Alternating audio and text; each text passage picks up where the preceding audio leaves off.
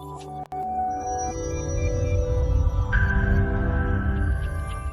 welcome back to the series of Accountancy Chapter 3, Admission of a Partner.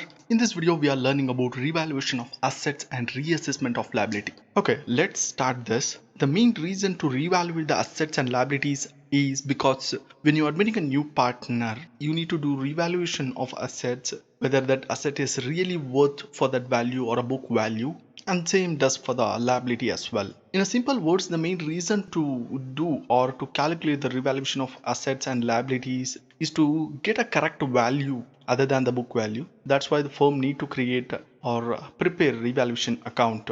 For that, we need to follow general entries. So these are the general entries we are following. So we'll look at one by one. Here we have a first general entry, that is when an increase in the value of asset, or if the asset value is increasing, on that time you have to pass a general entry, asset account debtors to revaluation account. In the revaluation account you should credit. Okay, so that's it. And the next entry is the reduction or decrease in the value of asset. What entry you should pass when the asset is decreasing? Suppose if the machinery value is decreasing, what entry should you pass? So this is the entry you will pass. The second entry, that is revaluation account data to asset account. The revaluation account will be debited here. So in the last we used to credit the revaluation account, but here we'll debit the revaluation account. Next, in the increase of liability, so what you will do when a liability is increasing, you have to pass the entry like this, revaluation account debtors to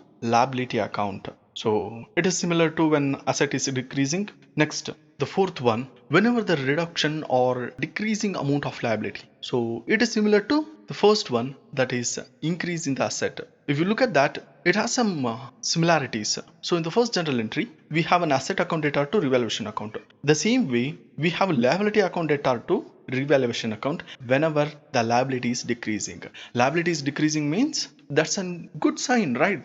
That's good for company. If asset is increasing, that is also good for company. So the first one is directly related to the fourth one, and the second one is directly related to third one, because whenever the asset value is decreasing, that's a bad sign and that's a loss for company. And whenever the credit is increasing, like in the third point, that's the same boat, because the assets are decreasing and liabilities are increasing. That's a bad sign actually. So these are the entries you need to pass. And moving on to the next general entries, the fifth one, whenever the unrecorded assets are given, it is similar.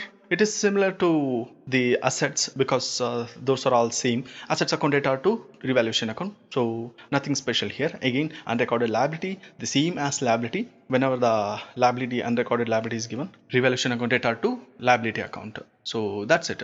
And moving on to the next general entry is for transfer of gain on revaluation, or in the other word we can say as the transfer of profit on revaluation. Whenever you're transferring a profit to revaluation, so the revaluation account data to the old partner's capital account. In the old ratio, whenever you are transferring loss on revaluation, you should credit to the revaluation account. So that will be written as old partner's capital account data to revaluation account. So these are the general entries which you require to solve further or coming or upcoming sums. So this will be very handy when we are solving a sum. So that's it for this today. If you like this video, hit like and share with your friends. Like always, see you in the next series. Bye.